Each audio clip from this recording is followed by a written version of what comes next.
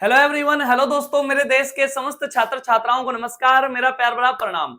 उम्मीद करता हूं आप सब बहुत अच्छे होंगे, खुश होंगे, मस्त होंगे, स्वस्थ होंगे और अपने एग्जाम की तैयारी करने में व्यस्त होंगे, ऐसी उम्मीद मैं आपसे करता हूं। और मैं दीपक आप सभी का दीप लर्निंग पॉइंट के इस ऑफिशियल यूट्यूब चैनल पर तहे दिल से वेलकम करता हूं, पूरी उत्साह और उमंग के साथ आप सभी का स्वागत करता हूं और फिर से हाजिर हूं आपके साथ एक बहुत अच्छी क्लास लेकर।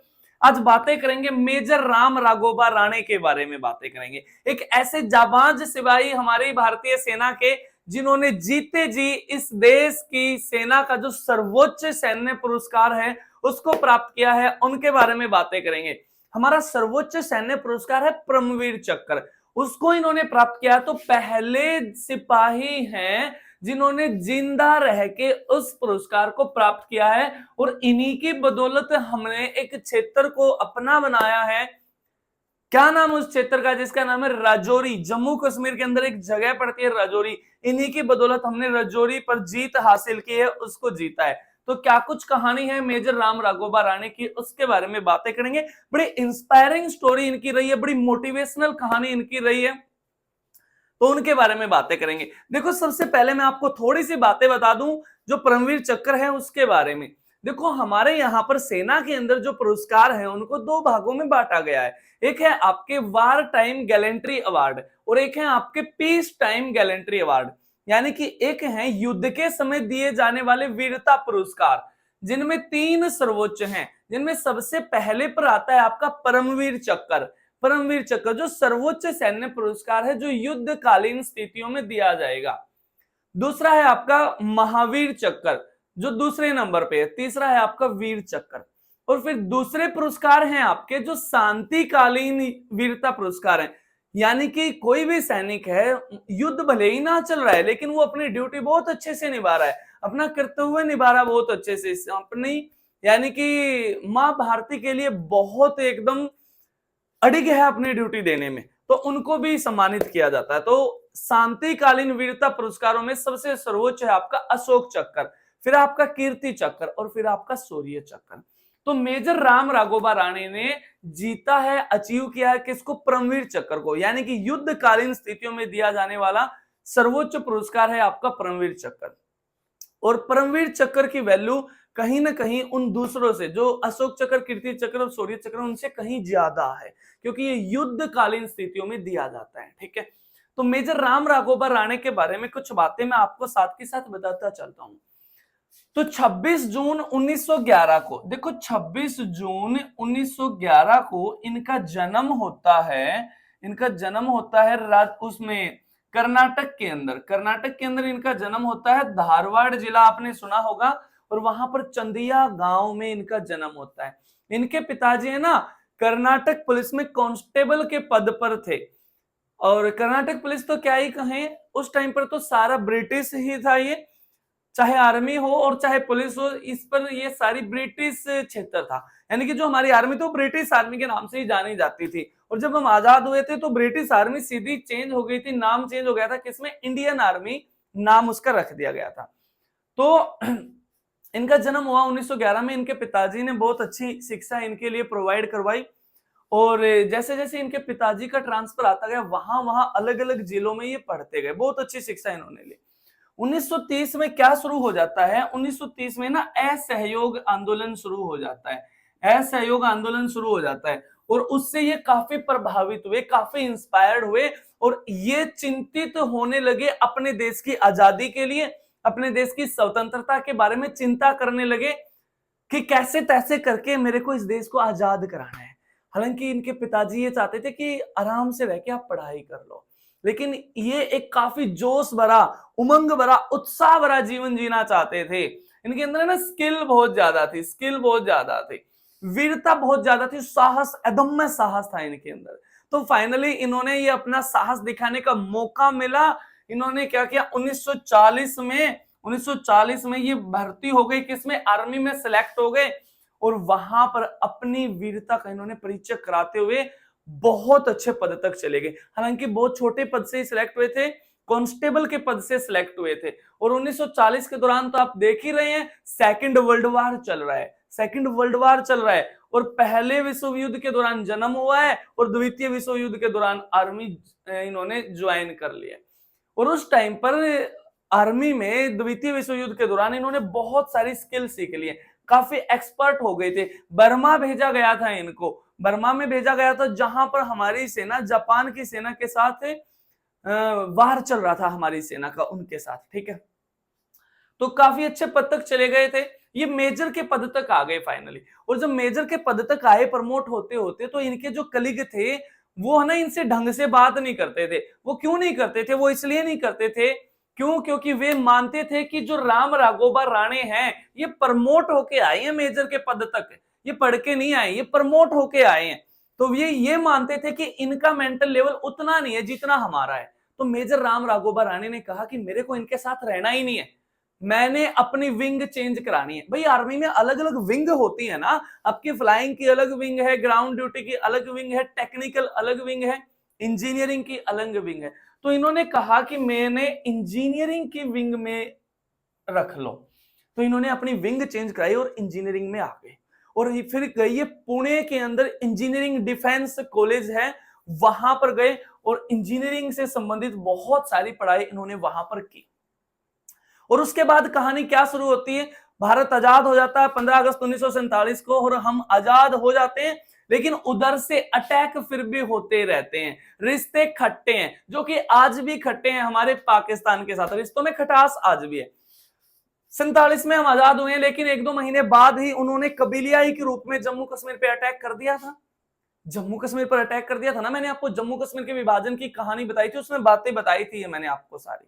उसके फिर कुछ टाइम बाद अप्रैल 1948 में उन्होंने अटैक कर दिया किस पे? राजौरी पे। थोड़ा सा मैप में अगर आपको यहां पे बना के दिखाऊं, यहां पे एक क्षेत्र पड़ता है राजौरी जम्मू कश्मीर के अंदर। तो राजौरी को घेर लिया पाकिस्तानी सैनिकों ने और यहां पर राजौरी को एक तरह से ये लगा लो कब्जा लिया। जितने भी हमारे सैनिक थे उसके चारों ओर इन्होंने घेराव कर दिया। तो हमारे सैनिकों ने इधर नीचे जो भी हमारी चेक पोस्ट थी वहां पे मैसेज डाला कि हमें कुछ टैंक चाहिए, अगर टैंक नहीं आए तो राजौरी हाथ से चला जाएगा। अब टैंक जाएंगे तो इन्होंने क्या हरकत कर रखी थी सैनिकों ने, पाकिस्तान के सैनिकों ने, इन्होंने यहां पर है ना रास्ते में फील्ड माइनिंग कर रखी थी। फील्ड माइनिंग क्या होती है कि यहां रास्ते में इन्होंने अलग अलग जगह पर ऐसे बॉम्ब लगा रखे थे और ये बॉम्ब कुछ ऐसे होते हैं, इसी को फील्ड माइनिंग बोला जाता है। एंटी टैंक फील्ड माइनिंग भी बोलते हैं इसको। एंटी टैंक का मतलब है कि कोई टैंक नहीं जाएगा यहां से, फील्ड माइनिंग है, यानी कि इन बॉम्ब पे अगर थोड़ा सा भी प्रेशर पड़ गया ना तो ये ब्लास्ट हो जाएंगे और आसपास के दूर दूर के एरिया तक नहीं, यानी कि पास का जो दूर एरिया है वहां तक इनका प्रभाव देखा जाएगा। तो राम राघोबा राणे तो इंजीनियरिंग विंग में थे और वीरता दिखाने में सबसे आगे रहते थे। तो यहां पर ये पूरे अपनी बटालियन की लीडरशिप कर रहे थे, पूरी बटालियन में सबसे आगे थे। तो इन्होंने कहा कि कोई नहीं, हम राजौरी तक पहुंचेंगे, जरूर पहुंचेंगे, भले ही यहाँ पे फील्ड माइनिंग हो। तो बाकी सबने पूछा कि आर आर राणे बोलते थे इनको शॉर्ट फॉर्म में, आर राणे, राम राघोबा राणे, कि आर राणे कैसे जाएंगे? इन्होंने कहा कि ऐसा करते हैं कि यहां पर ये एक टैंक है, टैंक मेरे को बनाना आता नहीं है, आप समझ जाना ये टैंक है, ठीक है। इन्होंने कहा कि मैं टैंक के नीचे है ना कोहनी के बल चलूंगा, लेट के चलूंगा और मैं देखूंगा कि कहां बम है और मैं चेक करके उसको ऐसे डिफ्यूज करता जाऊंगा। तो ड्राइवर ने कहा कि आप पागल हो गए हो, कितना मुश्किल काम है, कितना पेचीदा काम है और कितना रिस्की काम है। आप टैंक के नीचे चलोगे लेट के एक तरह से, क्योंकि यहां पर सीधे जाएंगे तो यहां पे ये दांव पे बैठे हैं, घात लगा के बैठे पाकिस्तान के सैनिक, कि जो भी आएगा मारा जाएगा और टैंक आएगा तो वो तो वैसे ही ब्लास्ट हो जाएगा। तो इन्होंने कहा कि मैं नीचे लेट के चलता हूं कोहनी के बल और आप टैंक को आगे चलाते रहना जैसे मैं बताऊं। इन्होंने कहा कैसे आप बताओगे, कैसे मुझे पता चलेगा कि अब टैंक आगे चलाना है? तो इन्होंने कहा कि एक रस्सा ले लेते हैं, फौजियों के पास होती है ना सारी चीजें, तो इन्होंने कहा एक रस्सा ले लेते हैं अगर, और इन्होंने ना उस रस्से को इधर बांध लिया, अपने एक इस कंधे पर बांध लिया, एक इस कंधे पर बांध लिया। इन्होंने कहा अगर मैं राइट वाला रस्सा खींचूं तो इसका मतलब टैंक आगे चलाना है और लेफ्ट वाला रस्सा खींचूं तो आपको टैंक नहीं चलाना है। यानी कि ये देखो आप कितनी जटिल कंडीशन है। अगर टैंक वाले ड्राइवर की थोड़ी सी भी गलती हो जाती, थोड़ी सी भी, तो टैंक के नीचे कुचले ले जाते। लेकिन ये मां भारती के सपूत है, प्राणों की परवाह बिल्कुल भी नहीं करते इस देश की रक्षा के लिए। समझ में आई है कुछ कहानी? तो ये चलते गए चलते गए चलते गए और बहुत सारे बॉम्ब को डिफ्यूज कर दिया इन्होंने, और आगे हमारे टैंक बढ़ते गए रजौरी की तरफ। लेकिन फिर इन्होंने आगे एक और नापाक हरकत कर रखी थी। क्या? इन्होंने यहां पर रास्ते में बड़े बड़े पेड़ काट के डाल रखे थे। अब जब वो पेड़ काट के डाल रखे हैं तो उनको तो हटाने के लिए उठ के ही जाना पड़ेगा ना, वो तो ऐसे लेटे लेटे इंसान से हटेंगे नहीं। तो राम राघोबा राणे ने क्या किया कि छोड़ो यार, देखा जाएगा, खड़े होके इन पेड़ों को हटाते हैं। और खड़े होके गए, और जैसे ये खड़े होके गए, यहां पर कई सैनिक पहले ही घात में बैठे थे, इनकी ताक लगा के बैठे थे कि जो भी आएगा मारा जाएगा। और उधर से जैसे ही ये गए, इन पे गोलाबारी शुरू कर दी, और राम राघोबा राणे बुरी तरह से घायल हो गए, काफी चोटें इनको आई, गोली इन्होंने खाई। और इवन 3 से 4 दिन 72 घंटे पूरे, हाँ 72 घंटे बगैर खाए पिए सरवाइव करते रहे। 8 अप्रैल से लेकर 11 अप्रैल तक, 8 अप्रैल से लेकर 11 अप्रैल 1948 की ये बातें। और फाइनली ये इस जीत को जीतने में सफल हुए, ये सारे पेड़ हटाए और हमारे टैंक वहां तक गए, और फिर हमने रजौरी को जीत लिया। तो फाइनली इन्हीं के कारण हमने रजौरी को जीत लिया, इन्हीं की बदौलत रजौरी को हमने जीता। और इनके यहां पर 500 सैनिकों को खदेड़ दिया हमने, भगा दिया यहां से कि रजौरी हमारा है, और रजौरी को हमने अब जीत लिया। ठीक है, तो राम राघोबा राणे की कुछ ऐसी कहानी रही है। तो पहले जिंदा सिपाही हैं परमवीर चक्र को प्राप्त करने वाले। इनकी इस वीरता का परिचय ऐसा हुआ कि इनको फिर सम्मानित किया गया 1950 में, किससे? परमवीर चक्र से। और फिर उसके बाद काफी लंबी इन्होंने सेवा दी, किसमें? आर्मी में। 1968 में रिटायर हुए हैं ये, 1968 में रिटायर हुए।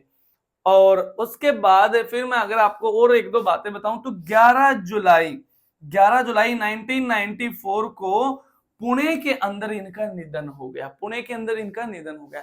तो हमारा जो देश है इनको ऋण को नहीं चुका पाएगा कभी भी, इनकी वीरता को हम नहीं चुका पाएंगे, लेकिन इनके बारे में हम भावी पीढ़ियां जो हमारी आ रही हैं, हम उनके बारे में बता सकते हैं कि कैसे इन्होंने अपने प्राणों की भी परवाह नहीं की अपने देश के लिए। उन्हें हम बता सकते हैं, उन्हें हम मोटिवेट कर सकते हैं। तो इनकी ये कहानी कैसी लगी आपको, जल्दी से कमेंट करके मेरे को बताओ, और इस वीडियो को ज्यादा से ज्यादा शेयर करो। और साथ के साथ में एक क्वेश्चन रहेगा आपका, सबसे पहले परमवीर चक्र से किसे सम्मानित किया गया था? सबसे पहले ये तीसरे व्यक्ति थे, लेकिन जिंदा रहते सबसे पहले यही थे, जिंदा रहते सबसे पहले यही थे। और परमवीर चक्र अगर मैं आपको बताऊं, आज तक कुल 21 लोगों को मिला है हमारी सेना में, 21 को, और जिसमें से 20 को तो मिला है आर्मी से, इंडियन आर्मी से, और एक को मिला है इंडियन एयरफोर्स से, एक को मिला है इंडियन एयरफोर्स से, भारतीय वायुसेना से। नेवी से आज तक किसी को मिला ही नहीं है।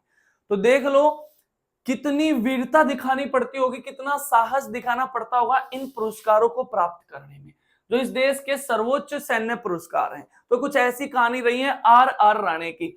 इतने जबरदस्त शार्प शूटर थे कि पिस्टल से शूटिंग कर करके ना अपना नाम लिख दिया करते थे ये आर राणे, राम राघोबा राणे। तो ये कहानी रही है, ये इनकी वीरता का परिचय रहा है राम राघोबा राणे का। तो इस वीडियो में बातें बस इतनी ही रखते हैं, बाकी बातें कल करेंगे, सेम टाइम सेम जगह अगले दिन।